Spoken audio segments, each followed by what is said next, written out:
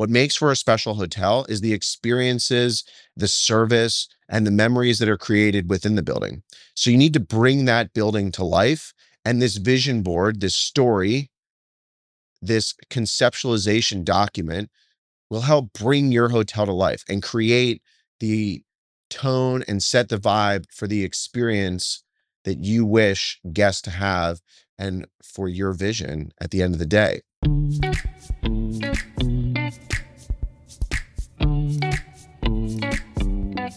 I can't really believe this, but I've done over 100 episodes of Masters of Moments. I never thought that anyone would listen.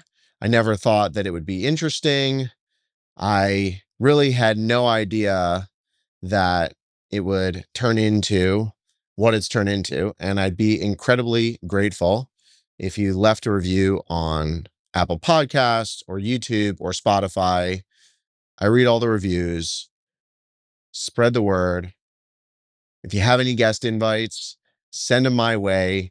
We want to keep producing content with the highest quality guests possible. And right now, all the guests have been my friends in the industry. So I am very, very, very interested in knowing some of your friends so that I can talk to them on the podcast.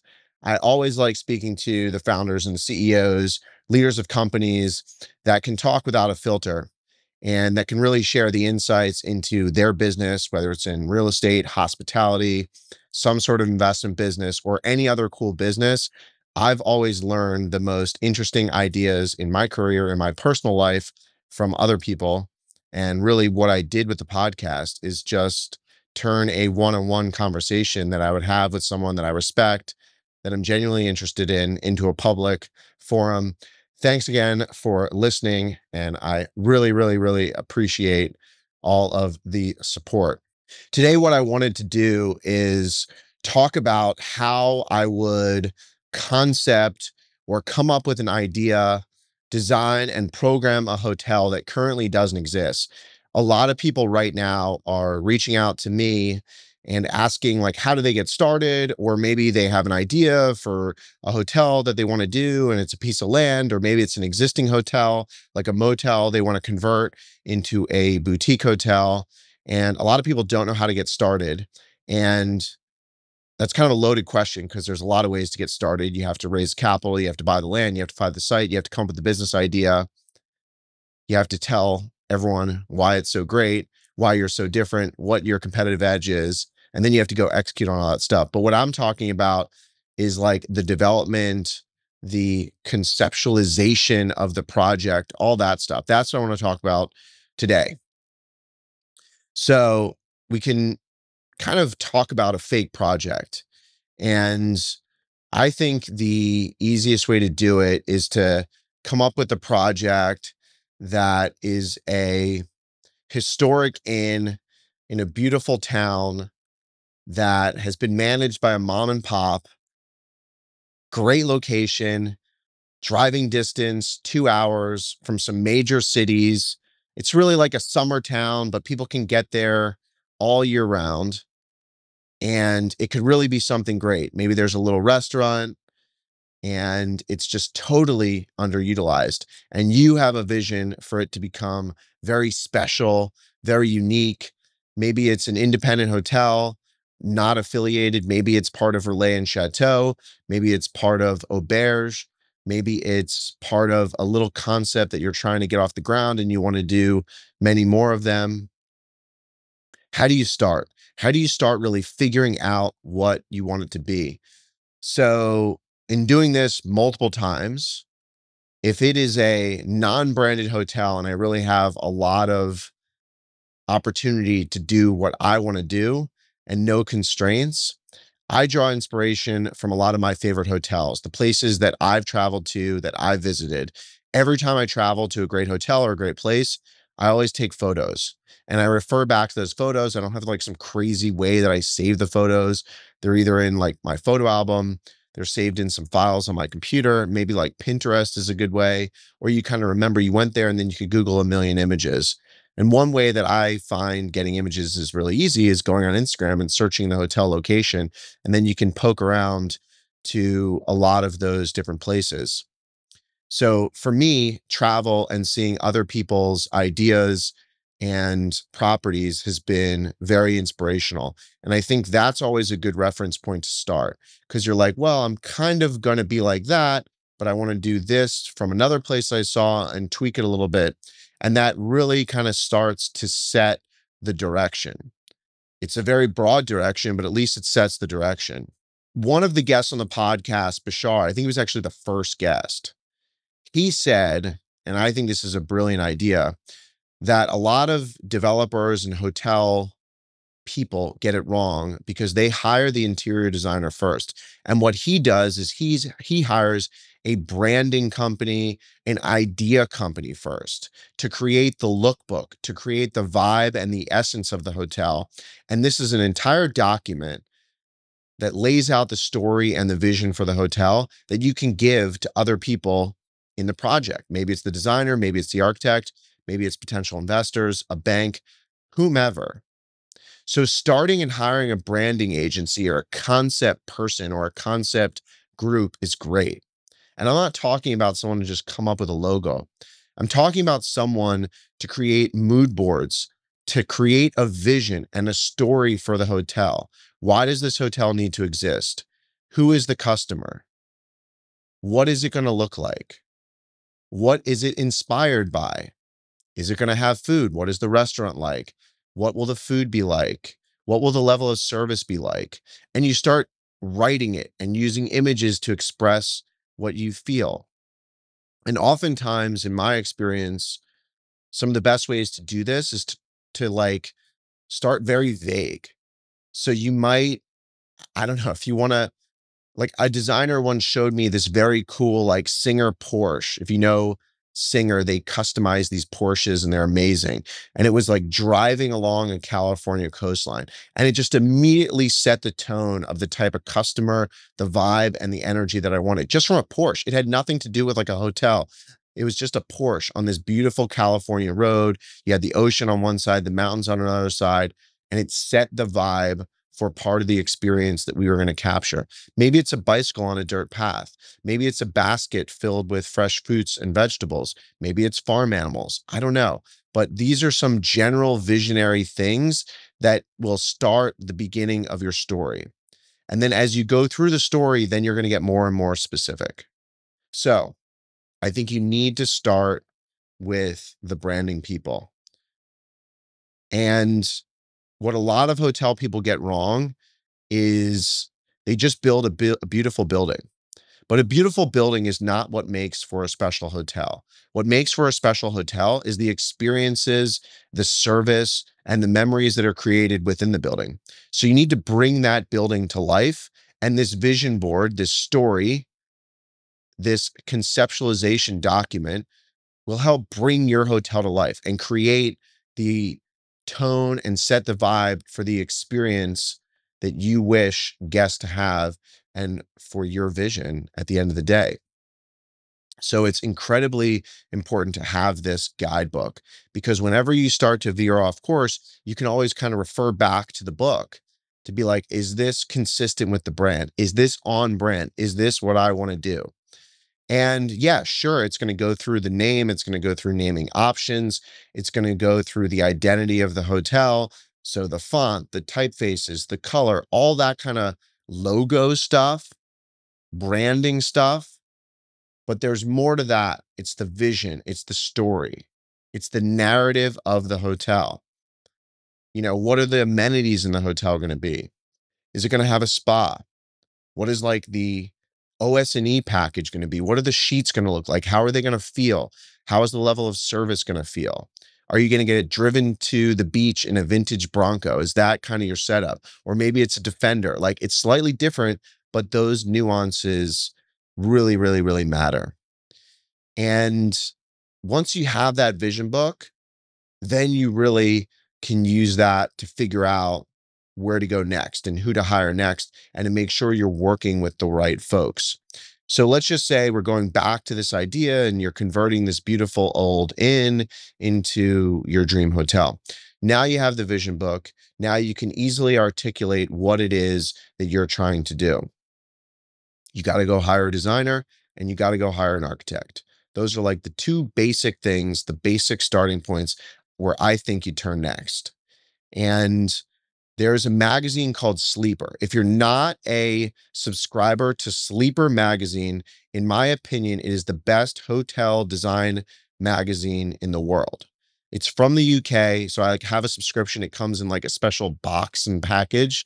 It's worth getting a subscription. They're not even like a sponsor. I just think it's an awesome magazine, and they showcase a lot of international projects. There's some tremendous design internationally. And I always like to try and find a designer that's up and coming. A lot of the big established designers have gotten so big, are used to dealing with such large institutional projects. They might be out of your price range. They might not be the bespoke, tailored, hands-on, touchy-feely designer that you're looking for. But the one thing they definitely have is skill and experience oftentimes, and they have a team to execute a project. But if this is a smaller project, A, your budget might not allow for it, but you might not need all the levels of this and that and the other thing that they offer. To me, the up and coming designers are the ones that haven't necessarily gotten all this fame, but maybe they worked at a great design studio. Maybe they're just coming up on their own. And you can find a lot of these people online on Instagram, looking in Sleeper magazine, and you're going to get a lot of attention because you're a project that's going to get them photographed, that's going to take them to the next level. So I always really like trying to find people that are a little bit more up and coming, slightly less established. It doesn't mean they're a one-off shop with like one person and a draftsman. They could have a team of 10, 15, 20 people, but they're maybe not as crazy as some of these top five well-known designers that resorts in Dubai and on the Maldives are using. Like, I think you can find designers that are better suited for your project that will kind of bring your project to the forefront. And attaching a great designer to a great project is awesome because they're going to be motivated to have that project featured in magazines and all kinds of other places. So that's really important. In terms of an architect, depending on how much work you need to do, that's another one where it really helps to not only have someone local, but have someone that has great taste. Believe it or not, there are a lot of architects with bad taste, just like there are a lot of interior designers with bad taste. So you want to look at the portfolio of work, you want to see what they've done. You also want to figure out how well they're going to work with the designer. How well are they going to collaborate together? And one way you can do that is simply by getting reference checks. Or if you like a designer and you're looking for an architect, ask the designer what architects they've worked with. Now, it might be really important to work with an architect in a local place. Like you want your architect to be local to your town, your region, because they know the laws, they know the code. Maybe they have ins at the city. That could be important. It could not be important. I found an architect once by asking a landscape architect who we should work with because they knew the vision for what we were building and what we were trying to create. So once you have the interior designer and once you have the architect, then you have a team that can really start working through the spaces, that can start working through your vision. And then from there, you can layer on some different specialties as you need it. But I think if you just hire the architect and let them architect in a vacuum, you're going to miss a lot of great ideas that the designer could have provided, where the designer would have a better feel potentially for placemaking and how guests are going to experience a place, particularly in food and beverage, the lobby, the guest room, that an architect might overlook. And vice versa. You might have if you just go with the designer first, they might be coming up with these great creative ideas, but that are not feasible. And you have the architect really making sure what they're designing is buildable. Let's go through what exactly the different phases of design are. So you have conceptual design, which is really the first part of it. That's where you're like concepting out the different areas and how the space is going to be used, maybe how the exterior is going to look, what the inspiration is. That is what conceptual design is all about. You're getting some base layouts, You're starting to describe the programming. Okay, maybe we want a spa, maybe we don't want a spa, maybe we want the bar in the center of the restaurant, maybe we want the bar over here by the pool, or we want the front desk here by the entryway. That's what you're doing in conceptual design. Then schematic design is just a more evolved version of that, where you really start to lay out the spaces based on the ideas and the conversation in the conceptual design phase. After you get through schematic, then you have what's called design development, where the designs, the elevations, the materiality, everything really starts to get pushed forward more and more. Specs are being created. What color paint? What is the detailing on the millwork? All that kind of stuff. And then finally, you get to a point where you're creating construction documents, and construction documents are the actual documents that the builder and the specs that the builder will use to build the project. And these are all very detailed. They are very specific if you want to get things right. And throughout this time, you should be reviewing samples. You should be reviewing materials. You're going to have presentations from your design board where they're going to bring in a bunch of different options for things.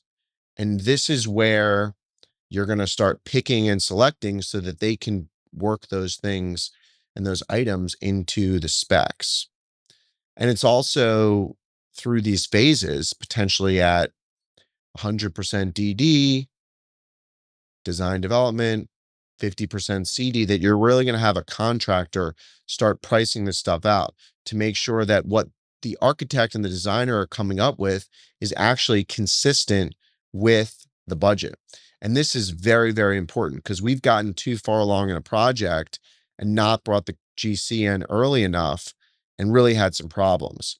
So my recommendation is, once you kind of get into the schematic phase, start having conversations based on the sketches and the drawings and the feedback and your vision board so the contractor can understand the level of quality. Start having them work through some maybe rough estimates of cost. Now, you're not going to be able to hold them to it. You're going to have to work through construction documents, through all the different phases for it to really come to reality. But you should start having these conversations so you can know where to VE, and you're not having to redo the project at the end when you've already gotten that far. Because in construction, development, redevelopment, time is actually money. And it is very important to kind of work quickly, but to not get one phase too far ahead of the other ones and maybe miss out on obtaining certain details or refining certain costs. Some other consultants that I think are really, really, really important and can come in maybe in the conceptual or schematic phase are landscape architects. Particularly if you have a hotel immersed in a lot of nature, landscaping is the most valuable, the highest ROI item on a construction budget that you can spend. I always say like $10 in landscaping is worth like $100 in construction. Like, it really goes that far. The other discipline that I think is really important is lighting design. Lighting is so crucial to set a mood and to create a boutique lifestyle hotel. Lighting is everything. The lighting has to dim properly. It has to be the right temperature. A lot of projects, frankly, have too much lighting. You don't need all these hi-hats and everything, all this crap in the ceiling. You need some sconces, some floor lamps like that, and natural light. That's how you really set the tone. And we've learned that over time. And you want to have all your lighting on systems, and all this stuff has to be spec'd. A lot of this lighting might be custom. You want to get it right in the beginning. And by the way, all these architects, they design things to be like clean, like a doctor's office, and it's too much light. So you're particularly if you're renovating something, you probably don't need that much electricity, and you're probably gonna have a cost savings if you brought that lighting designer in early enough to really sort through a lot of the intricacies of how they want the lighting to be. Another important consultant that gets brought on is your FF&E, your furniture, fixture, and equipment purchasing procurement person. And usually this is a company. We actually have a purchasing and procurement company. It's pretty simple. We typically charge 5% of all the furniture that we buy. There's some companies that'll do it on a flat fee basis. And this is really important because a lot of your furniture is going to be custom or procured from somewhere, and you want to start getting pricing for that stuff. Just like you're getting pricing for your construction, you have to get pricing for your furniture, your equipment, and all of your textiles, your fabrics, everything, your lighting. So you want to have that person working through the designer specs, working through the designer's idea. And if you bring them on early, they can actually give you a rough budget of what they think this is going to cost based on past projects. Another really, really important thing. Depending on the kind of hotel that you're doing and the level of scale, you might need to bring a kitchen consultant in to lay out your kitchen, lay out your bar. You don't need to be building a hotel in Vegas to hire a kitchen consultant. Even on a small hotel with a little bar, you want a kitchen consultant to come do it. We use a company to buy a lot of our kitchen equipment. Another friend of mine, he has like one of the biggest hospitality restaurant wholesale kitchen equipment companies out there called M. Tucker. They actually have in-house design teams where if you're buying the stuff from them, they'll pretty much lay out your spaces and your bars for you. So shout out for the free plug to M. Tucker, but they've been great to us on a lot of projects, and we would highly, highly, highly recommend them. And this is someone you need to bring in early on because there's a lot of plumbing, mechanical, electrical, and plumbing coordination that needs to go into all of that equipment. One of the other things that I think is very, very important and much easier to do on a renovation project is a model room. The model room is important for a few reasons. One, you can actually see if you like the design. You can see if the space feels right. You can test out multiple variations of the furniture. I remember we were doing an amazing hotel in California, and we built 2 or 3 model rooms, and we had like 6 or 7 different variations of furniture for sometimes for each piece, and from various manufacturers where we could see which one did a better job, which one we like the finish better, and then you could tweak and adjust. So it was really valuable. Now it's expensive, but if you can whittle it down to just the room, the bathroom, the layout, it also gives the contractor a very clear expectation on what you're looking for from finish quality if you have the model room. The other nice thing is if you're doing a renovation or a repositioning, the model room will allow you to kind of peel back the walls and take some of the unknown out of that renovation. Oh, wow, we ripped down the walls. We find out that all the pipes need to be replaced. Well, it's a good thing we figured that out at the model room as opposed to when we were well under construction. Now we can pivot, adjust the budget accordingly, and make good decisions elsewhere. Where can we maximize ROI based on this kind of issue that popped up in the model room conversation? Model room is also good for raising capital and showing your lender what the room's going to look like. It's great. We actually photographed the model room that our sales team, this is in a bigger hotel, was using to sell. Now, if you have a small hotel, you don't need a sales team to go sell out the model room, but it really will help for marketing and be way more powerful than a rendering. Eventually, as you get further along, you're going to need to start putting together your hotel team. You're going to need to hire your GM. You're going to need to hire your food and beverage person. Who is going to be the chef of the restaurant? You're going to have to start curating a lot of these things. You're going to need to pick out OS&E, operating supplies and equipment. What kind of glass, china, and silver are you going to want to have in your establishment? What kind of sheets do you want to have? What kind of linens do you want to have?